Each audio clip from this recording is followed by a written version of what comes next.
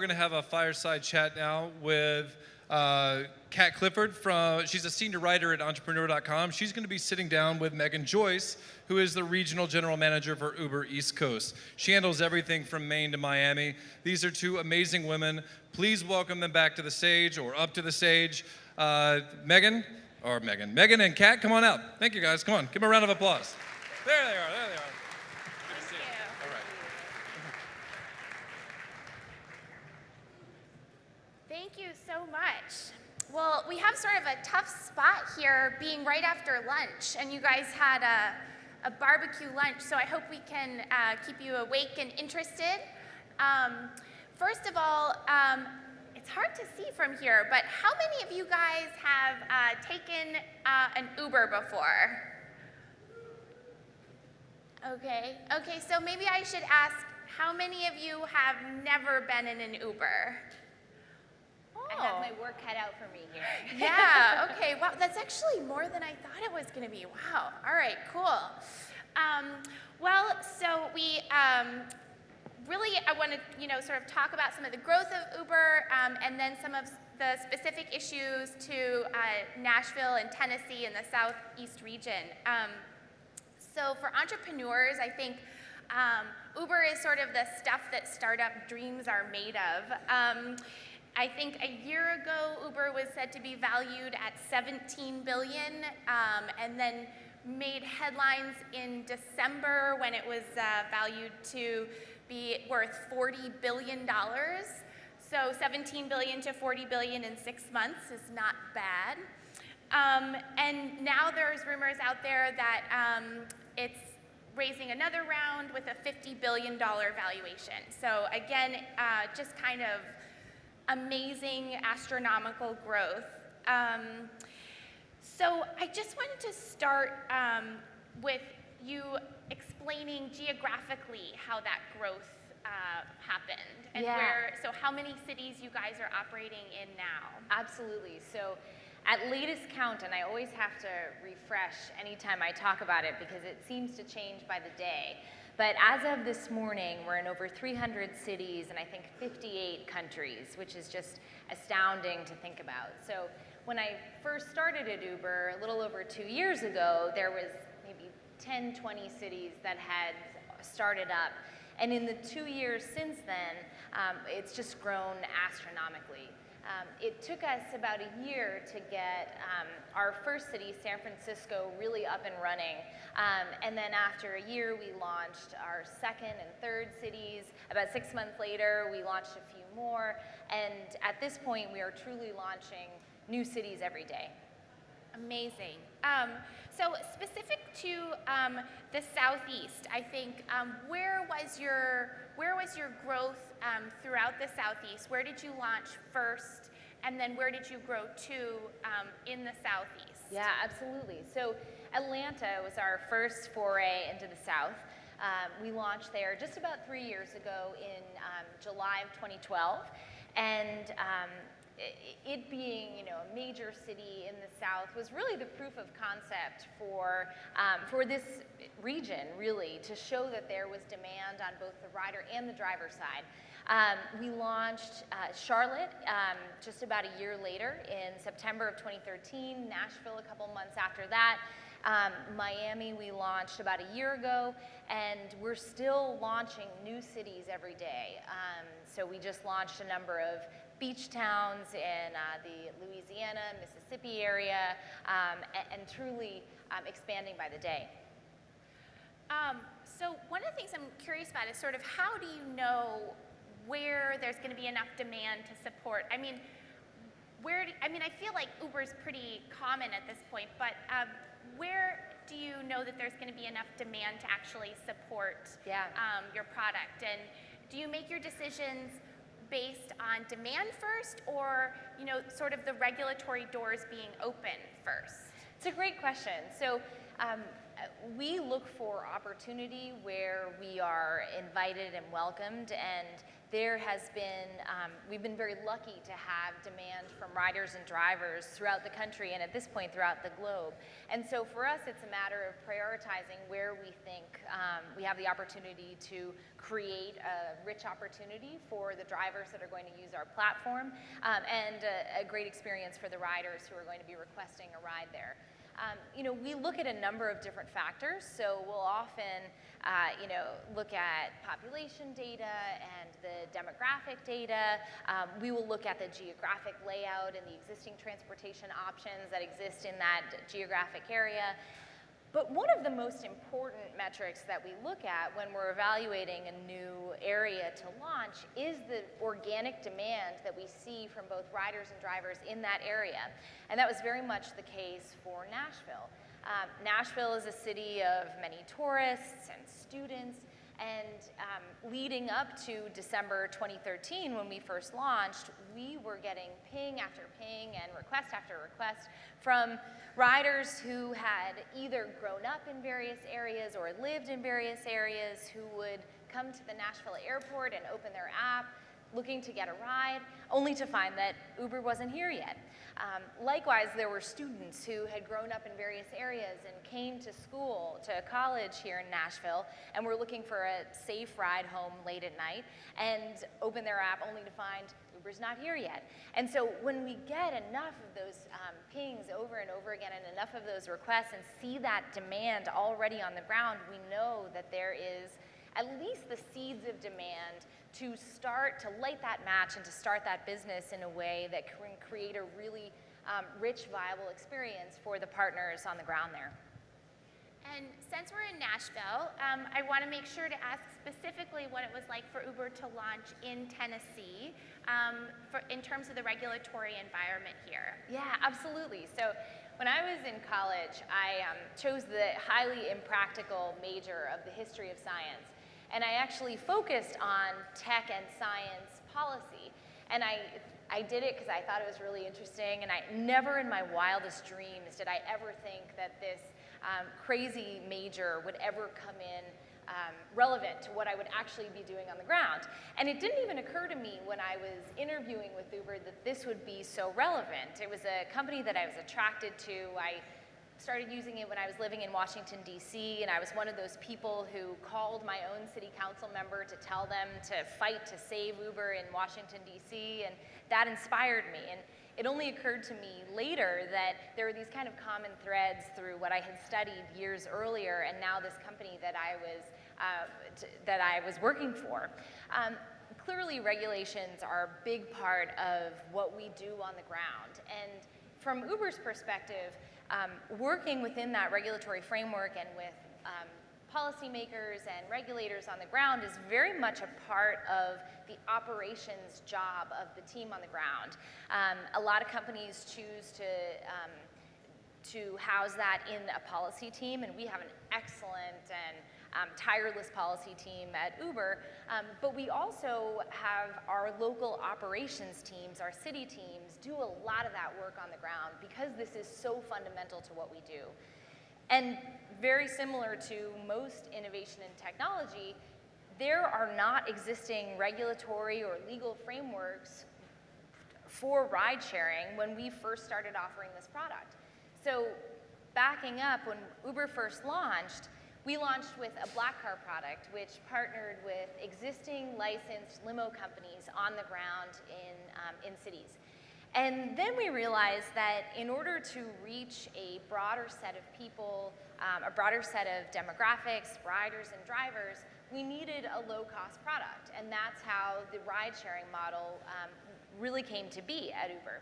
But just like so much new technology, there was not an existing regulatory framework around it. And so we've been working very closely with lawmakers and policymakers and regulators in all of these cities where we operate to build a regulatory and legal framework around this.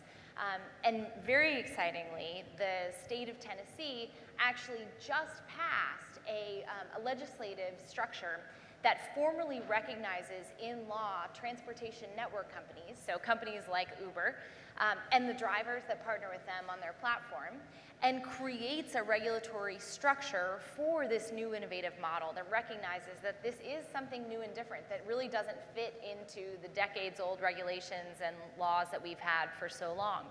So the General Assembly passed this in late April, April 22nd, and the governor just signed it, and we were actually having a ceremonial signing tomorrow with the governor to celebrate this new innovative regulatory system to match the new innovative business model that we have on the ground here in Tennessee.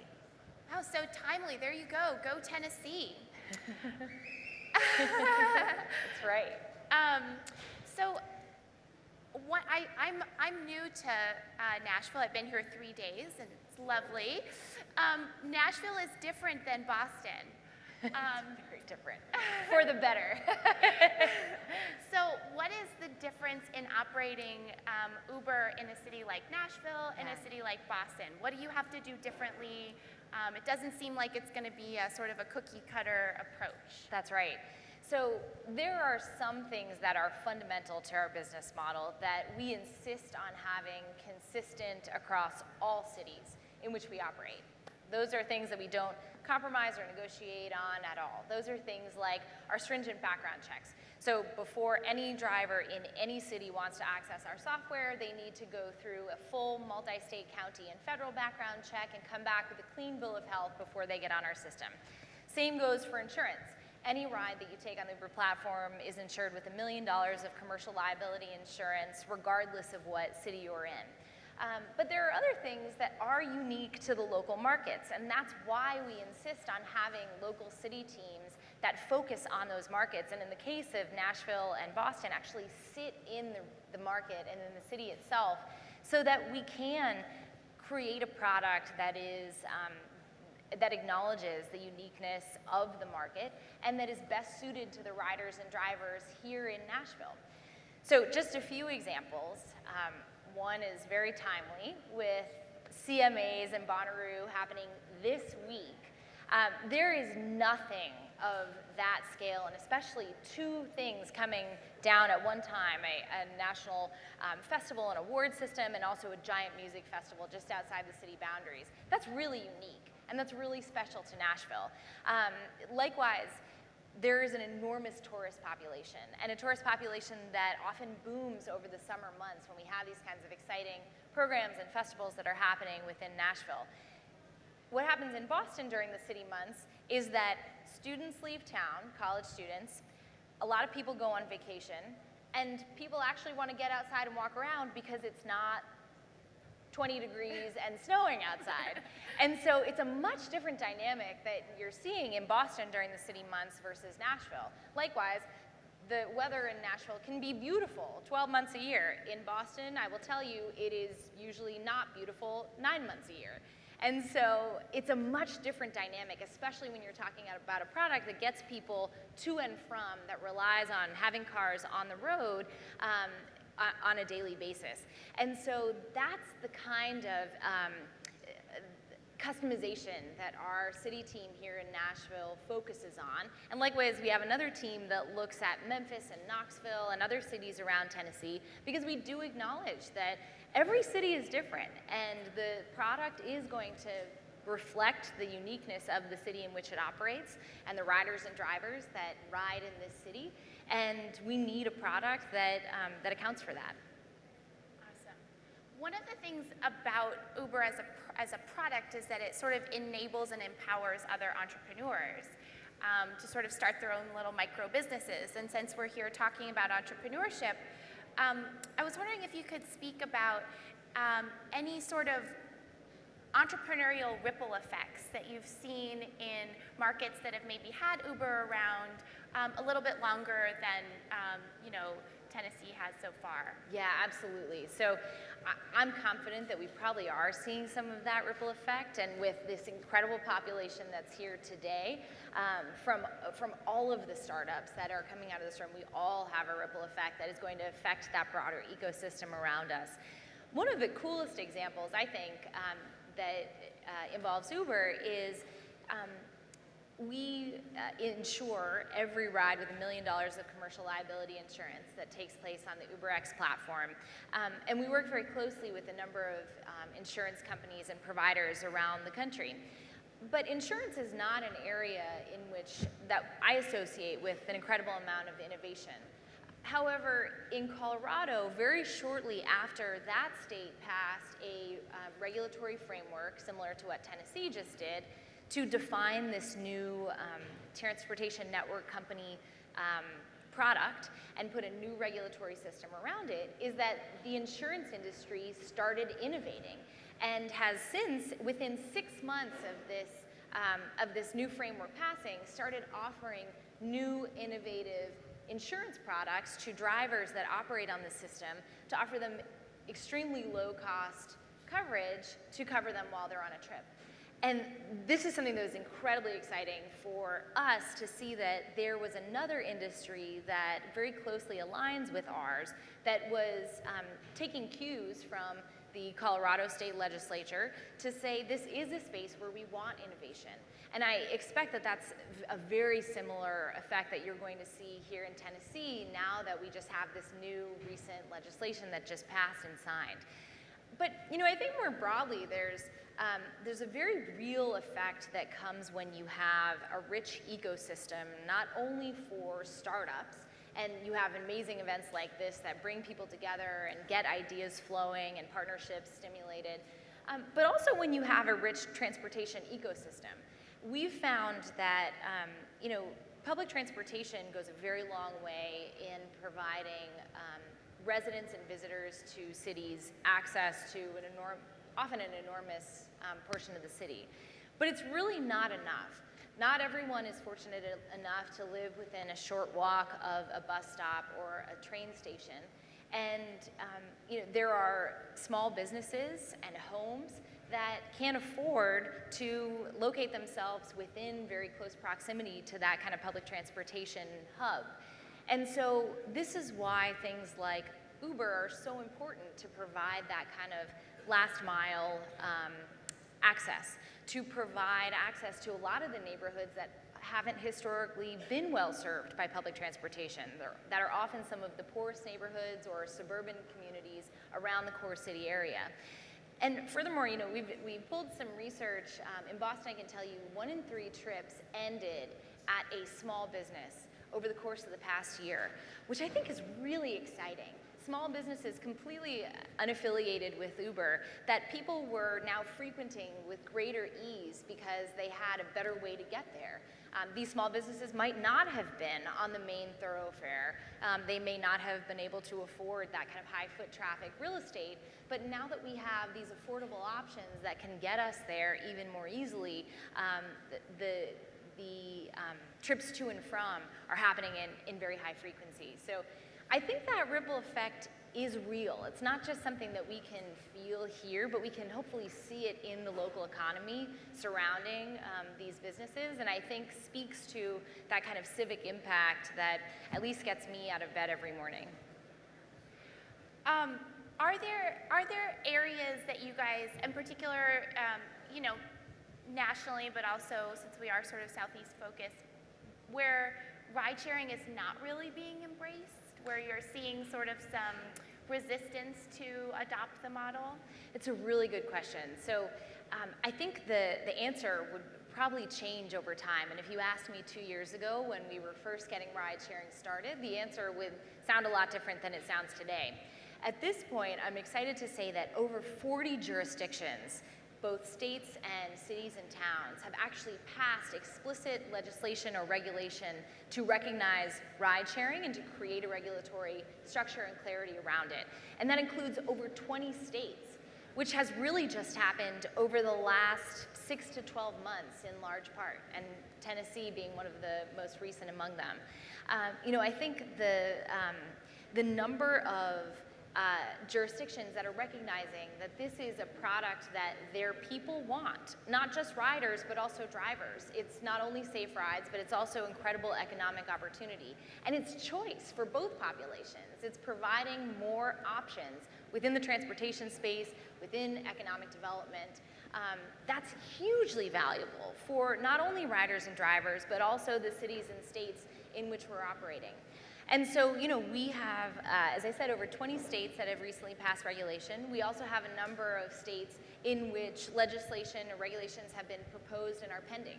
So here in the South, South Carolina, North Carolina, Florida are all considering regulations and or legislation at this time to formally recognize ride sharing and pave a clear way for it to develop and flourish in their states. And we expect more and more every day. New Orleans is one southern city where we didn't have ride sharing for a very, very long time. And just in the last couple months, the City Council in New Orleans was actually able to pass a regulatory framework that paved the way for ride sharing to open in New Orleans. And just in time for Jazz Fest, we were able to get that up and running. So more and more cities every day are passing clear regulatory frameworks for this new product, and I expect we'll only continue to see that emerge in the future. How about sort of in terms of, I think for Uber to continue to grow, you have some holdouts here. There were a number of hands who hadn't used Uber, and I'm a sharing economy reporter, and my mother has never taken an Uber. Should give her your referral code. Get her on board. I wonder, what is sort of your strategy for getting my mom into an Uber? Yeah, it's a really great question, and one that we have been working on for the last several years and continue to work on to this day. So one framework that I've used a lot with my teams is this idea of crossing the chasm, and I'm sure a lot of people in this audience are intimately familiar with this framework, but to give it a very rough synopsis, there is a certain group of early adopters who are going to get really excited about new beta launch products, and they're going to accept the fact that it may be buggy and it may need its kinks worked out and it may not have regulatory clarity around it when it first launches, but they're going to be really excited to get involved with that new product and be a part of building it and crafting it as it goes. And over time, more and more people get more and more comfortable with the product as it emerges. However, there's often a giant chasm between that kind of set of more earlier adopters and the mass market. And that's what we've really been working on and concentrating on. How do we get people like your mom riding on Uber on a regular basis? And what we've found, and what this theory would say, is that your mom probably wouldn't be as open to using Uber if she heard about it from you. She's going to think, my daughter is an illustrious tech reporter and she knows all about the sharing economy, and that's fine for her, but this isn't something that I'm going to go take up tomorrow. However, it may be a different story if her friend or colleague shared the joy of Uber with her. She might look at them and say, this is someone that I can actually relate to. I trust their judgment on this particular area, and this is something that I could get on board with. And so what we're striving for is creating as many of those referral opportunities as we can. And that's everything from, we have a referral code in every one of your apps. So for those of you who raised your hand and said you hadn't used it yet, turn to your neighbor and ask them, and you can get a free ride and they can get a free ride and everyone wins.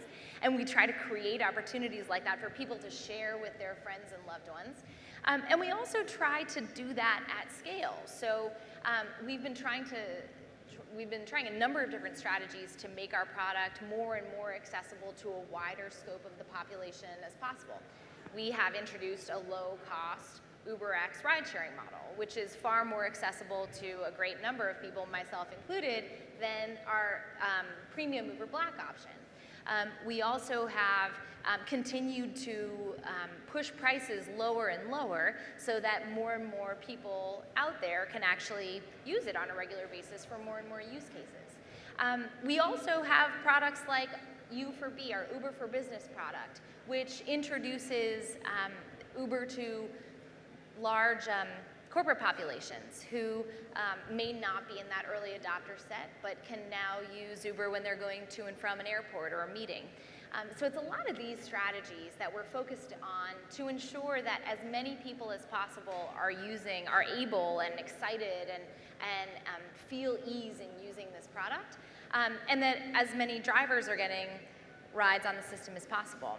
And speaking of drivers, the one thing I'll say is that the adoption among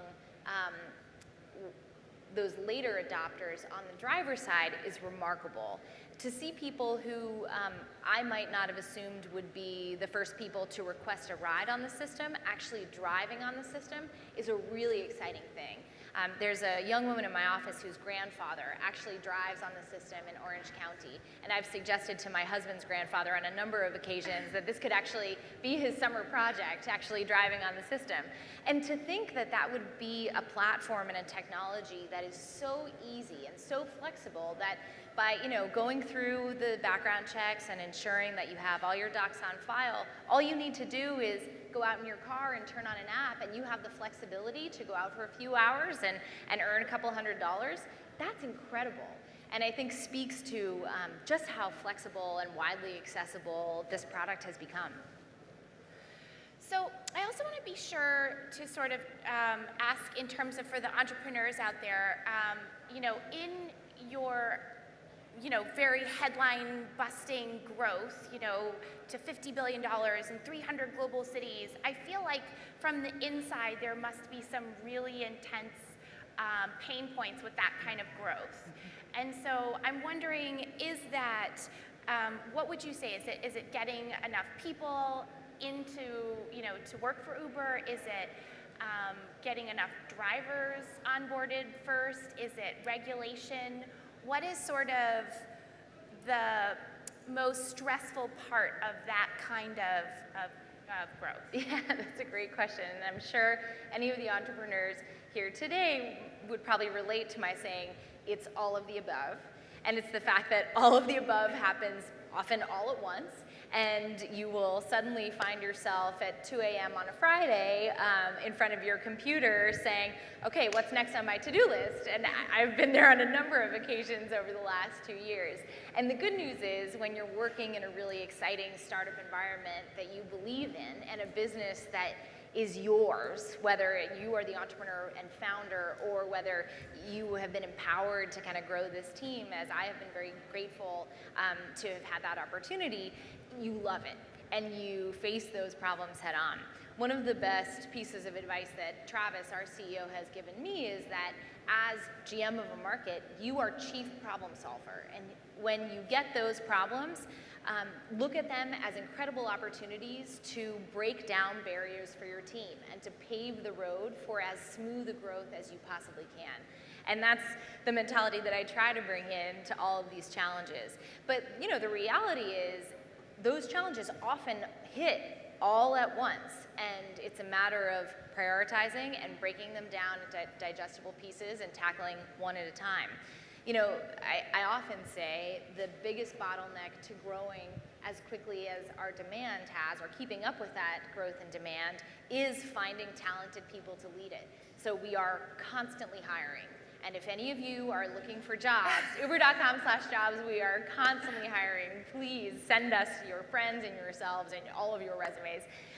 But in all seriousness, that is often the first bottleneck that we face. We can't feel comfortable launching in a market without feeling confident that we have a team to oversee it. And then, once we have a team on the ground, then the immediate next challenge is, okay, we need drivers to drive on the platform and offer their service to riders. And then, the minute we solve that bottleneck, then we need to go out and market to riders and make sure that there are enough riders requesting on the system so that drivers make money. And inevitably, we will come across another hurdle, whether it's, we need another feature in our app that can accommodate this growth, or we are running up against, a lack of a clear regulatory framework. And I know that, once we tackle those, we'll come to some other hurdle that we need to overcome. But I think that's the fun thing about working for a startup, that you're working on the big problems. And hopefully in doing so, you're having an enormous impact. And as I said, that is what gets me out of bed every morning and what keeps me excited to keep doing what we do. So I've sort of been curious by some of the other transportation spin-offs and pilots that Uber has done. In DC, I think it was the corner store where you could have an Uber car deliver you toilet paper. There's the Uber Eats. There was a helicopter on demand. That's right. So I'm sort of curious, what these harbingers? Is Uber in the future going to be delivering? Is it going to be Uber deliver people or food or something else? Like, is that an indication of where you guys are going? Yeah, it's a great question. And we are constantly experimenting, and often here in Nashville, with what it is to deliver not only people, but also things, using this versatile software that we have. So some of the experiments that we've run in Nashville are peaches on demand very recently, or hot chicken on demand, or serenades on demand. Some really exciting stuff that the local city team has done here, and hopefully that the people of Nashville, both riders and drivers alike, have really enjoyed. One of the most popular and very lighthearted of on-demand activities that we've done is Kinz on demand. And I have to tell you, I was working as the general manager of Uber Boston at the time when we first did Uber Kittens. And we didn't have Kittens on demand in Boston for a variety of reasons. And I have never seen such vitriolic Twitter hate as when we didn't have kittens in Boston and everyone wanted kittens. And I didn't have a good answer for why we didn't have kittens. And I told my team, we need to get on these kittens, do it. But it was, in all seriousness, we are constantly experimenting with putting new and different things on the app and seeing how it goes. We are a very experimental culture, and we do find that this software is incredibly versatile and could likely accommodate a really wide range of things on demand. We've even done flu shots on demand last fall, partnering with some doctors in the Harvard Medical System and Children's Hospital in Boston, which we later brought to DC and Chicago and New York to expand that program. So these experiments are kind of part of our DNA and also give us some great indication as to where there might be longer term interest. And in fact, we have actually started in earnest in a number of cities some new products for things on demand. The earliest of which you mentioned Uber Essentials, the corner store on demand in DC. In a number of cities, we actually now have Uber Eats, which is the ability to order a great meal within Uber ETAs, so typically 5-10 minutes max. At the press of a button, you can have a great meal brought to you in a number of different US cities at this point. LA, San Francisco, New York, Chicago among them, and more to come. So we get really excited about some of these new products that we could possibly use our software to bring to people more reliably and easily than ever before. And I think stay tuned for even more of that, including here in Nashville, just to come. All right. Well, I have one more question, and then we're going to do some Q&A from the audience. So if you guys have questions and want to sort of get up to the mic, feel free. So does a company like Uber, think about competition? And if so, how? I mean, are you worried about Sidecar and Lyft? Or, how does that play into your mindset, or not at all? Yeah, it's a great question. So, I think we like most companies, think about competition surely and how we can offer better options to riders and drivers every day. And we find that competition makes us better. It urges us along, it challenges us and gets us offering better and better products every day. But I think the biggest competition in the market is really non-usage and, if anything, car ownership. We had celebrated our 5th year anniversary just last week, and our CEO Travis gave a talk in celebration, and he really articulated a really exciting long-term vision for what this transportation ecosystem of the future might look like and how Uber could fit into it.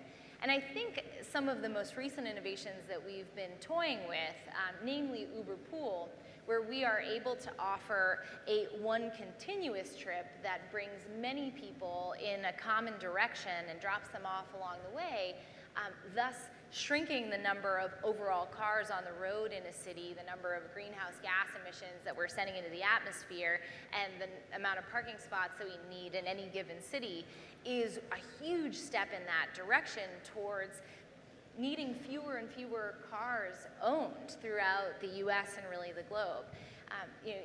There are 1 billion cars on the planet, and at any given moment, 96% of them go unused. That's an incredible amount of inefficiency for what is often one of people's most expensive assets that they own. And there's so much room for greater efficiency there. And if we're able to bring greater efficiency through this Uber pool system, cut down on the 15% of city real estate that is dedicated to housing those unused assets, create more space for affordable homes and small businesses and entrepreneurs to start their businesses, cut down on congestion within cities, cut down on traffic, and alleviate a lot of the time that we spend just sitting in traffic every day, and have an impact on greenhouse gas emissions while we're at it, that is something beautiful. And so I think, when we think about the long-term competition and where we're going with this, it really is that long-term vision. How can we change the way that people think about how they experience their cities and get around? How can we change how they think about car ownership and the long-term future of our planet? And how cities think about urban planning and how people experience this ecosystem that we're all in. All right. Well, do we have some questions? We do. Okay, cool. Go right ahead. Thanks. Uber is a phenomenal service that I'm in love with, and you are a fantastic representative for Uber. Thank you. Now, Thank you very much. here's the other part. Sometimes Travis is not such a fantastic representative for his own company. Are you aware of the negative aspects of his sometimes erratic behavior, and how that impacts, in particular, women sometimes feeling, I'm guessing you're aware of this, and as an entrepreneur, I think we'd all like to know, how do you deal with this as a company? Because you have this fantastic company, everything's on go, and then you have this founder who, not unlike, say, a Steve Jobs, who sometimes was his own worst enemy, you have this visionary founder who's done this great thing, and yet at the same time can create PR problems, to say the least, but to the point where people actually say, I'll never ride an Uber again because of what he said last week. So I don't mean to put you on the spot, but I would love to hear not so much as a vindication for Uber, but as how do you deal with problems like that? How should we deal with problems like that? Yes. Thanks. Yeah, thank you for the question. It's a great one. Let me tell you a little bit about my experience as a young woman riding with Uber and also working at this company. As I mentioned earlier, I started using Uber in Washington, D.C. when I was living there as a young government employee, and I needed a safe, reliable way to actually get to a doctor's appointment one morning. It was, as anyone who has spent time in DC in the summer knows, not dissimilar from Nashville and yesterday, there can be moments of monsoon outbreak, and I was about to leave for an appointment and the skies opened. And a friend had told me about this thing called Uber, and I downloaded it furiously and requested, and not only got to my appointment on time, but a few minutes early, and with absolutely lovely service. The driver could not have been more accommodating, and the experience could not have been more easy. And I very quickly became a fast adopter and started using it late at night and getting home from the office, and in use cases where I never would have considered anything other than walking home or maybe bumming a ride with a friend. And so the Uber experience is one that is very personal to me, and it's one that I still use. In every city I visit, I take Uber rides. I was on a layover last year, and I insisted on leaving the airport just to take an Uber ride in that city, just to experience it. And the number one thing that I look for is the quality of the experience. Is that something that I would feel comfortable using as a young woman in this city? Is it something that I would feel comfortable using late at night or early in the morning? Is it something that I would feel comfortable sending my younger sister in, or my mom or a friend or anyone? And is it something that I feel confident recommending to others? And that is the threshold that I use in evaluating our product in any city that I oversee, and really any city that I visit, where we offer the service. So it's a very personal thing, and it's something that I actually feel very excited about and very confident in. The various features that we have, from the stringent background checks and the high insurance to things like Share My ETA, to have a feature where you can actually share a real-time feed of your ride and where you're going with a friend or loved one while that trip is en route is incredible. My mother loves it. I send it to her all the time. We use it incessantly. To be able to have the receipt sent to your inbox immediately after it's done, with the photo, the name of the driver, with the contact info if you need it, with an exact trip route to show exactly where you went, and the time and the destination and the origin. Those are things that make me more confident in Uber than any other way that I've ever gotten around. And it is something that I very truly feel very confident recommending to those around me. And likewise, I've referred a million friends to ride and drive on the system. I've also referred friends to work at Uber. It is a place that I have never felt so challenged and empowered as I have in working for this company. My boss, Rachel Holt, who oversees the full East Coast region, and I are among a suite of general managers that is 50-50 men and women. And we're really proud of that. And that's because we hired the best people, and they happen to be 50-50 men and women. And I have a team on the ground in Nashville and Boston and a number of other cities that have that same kind of split. And that's something that I feel really proud of.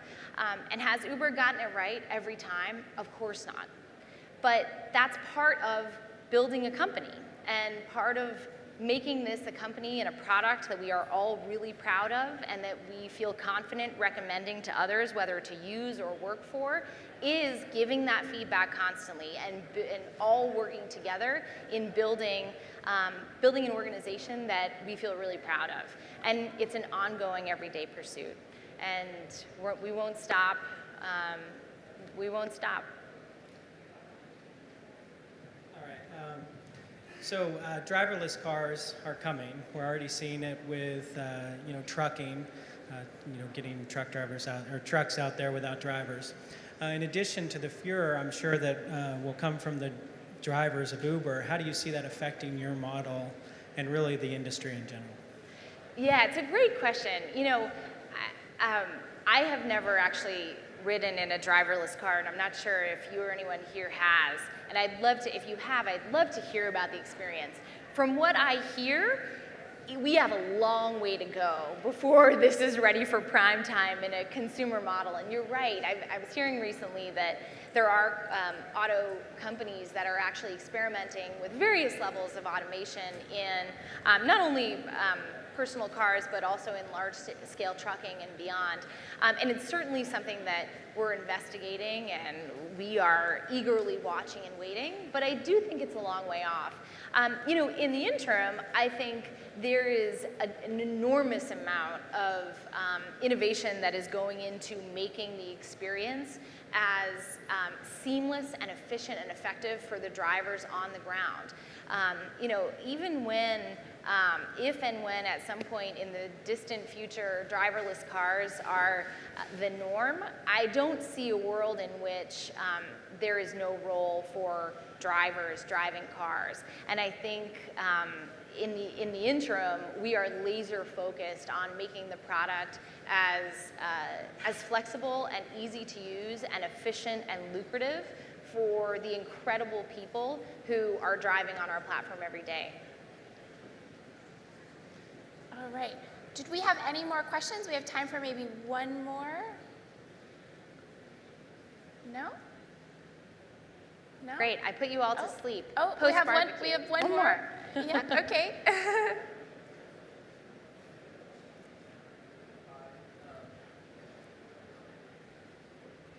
No? Okay. Oh, there we go. Gotcha. Yeah.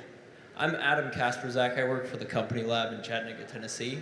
I just wanted to know, has Uber ever thought about using its service, like flipping it and you renting your car out so that, because there's so many people who work a 9-to-5 job and their car's not being utilized while it sits in a parking lot. Have y'all thought about renting out people's personal cars? It's a really interesting question, and we should catch up after, because if you have ideas for how we might better offer efficiency on the system, I'd love to hear them. But, I think what you're speaking to is the fact that there are so many different ways that we can take these assets that have been out in the economy and in our cities for decades and better use them to offer more efficient ways to get around the city. And I think there are some really exciting companies and ways that of experimenting to take advantage of people's existing cars. There are some really exciting ways to partner with new and different people. Some of the most exciting examples that I hear are the moms and dads who might stay at home with their kids, but they have a couple hours while their kids are at school where their car's not being used, and they'd like a way to earn some additional income. And they go out and drive while their kids are at school, and they finish their last rides and go to pick their kids up at the end of the day. There are grad students who have a car that might have sat in a student parking lot for a good few years while they get their grad degree and tried to save money on gas, who are now actually able to fund their gas and also their tuition by getting out in between classes and earning some additional income in between, writing their thesis and TAing classes and going home at night. There are some really stunning examples and really moving examples, and I encourage all of you, the next time you're on a ride, talk to the driver and hear about their personal experience. It's an incredibly inspiring thing to hear about the people who are really making these rides happen and who are the magic behind it all. Well, awesome. So $50 billion is really impressive, but if you can get my mom in an Uber, then I'll be really impressed. Likewise, right back at you. Thank you so much. I really appreciate it. Thank you, and thank all of you very much. Great. All right. That was incredible. Thank you so much. Thank you. Thank you very much.